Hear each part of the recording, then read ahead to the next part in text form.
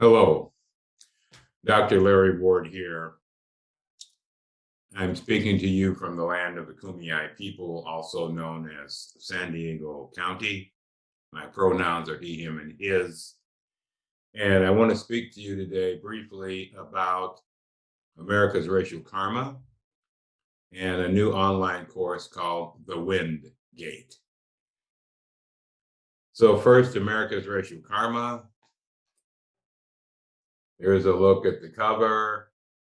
We are celebrating almost reaching 7,000 sold. So tell your friends, we want to get to 10,000 because that gets attention in the market, in the publishing world. So thank all of you who already have the book, who are using the book, who are teaching from the book in schools and universities, churches, synagogues, and wherever you might be applying it. Thank you. The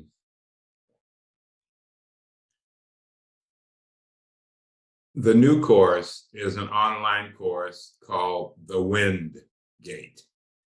And the Wind Gate course follows the Earth Gate course.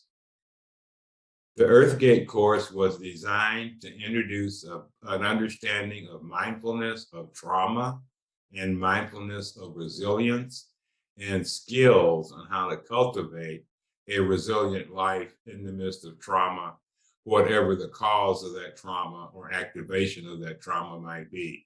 In this case, we are dealing with racialized trauma, which all of us have. So the Wind Gate, and the wind stands for change and movement. The Wind Gate is about transforming our racialized consciousness. America's racial karma was written as an invitation to heal our consciousness, but healing our consciousness is only the first step. We must transform our consciousness at its very base, or the habits of racism and its many tragic manifestations will resurface into our daily lives in the same tragic ways it does today and has for hundreds of years. So the Wind Gate is a series of 8 sessions that will take you through a deeper look at what supports racism at its base, what nourishes it, what animates it, what gives us this energy and impulse, and how can we transform that energy and impulse? And we can, because it is conditioned in us and is conditioned by human creation of social constructs and ideas of superiority and inferiority, and is conditioned by our institutions and how they behave toward us all, especially if we're non-white bodied, but also especially if we're white bodied. There's special responses to each one of us, and not all of them respectable, not all of them oriented toward wellness or kindness or love or acceptance, but more oriented toward rejection, superstition, fear, and animosity. This is not sustainable in any way of imagining our lives together. This is the point in history we are at now. So the Wind Gate comes as a breeze sometimes, and sometimes it's a gale. But it is about movement and transformation of our racialized consciousness into our profound human consciousness. And this means that we are not just objects sitting here breathing air.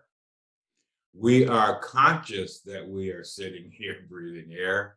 And not only that, we can design our consciousness to be more skillful in breathing air. This is just one example.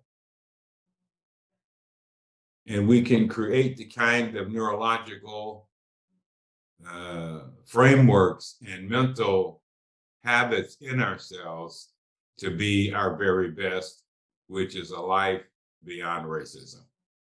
And by racism, I mean the embodiment of a profound dysfunction of consciousness, which the Wingate will explore in great detail and give us meditations and tools to help us in this journey of transformation, or to use an old British term, untangling. Another old term is unbinding ourselves from our racialized consciousness so we can step into being whole human beings.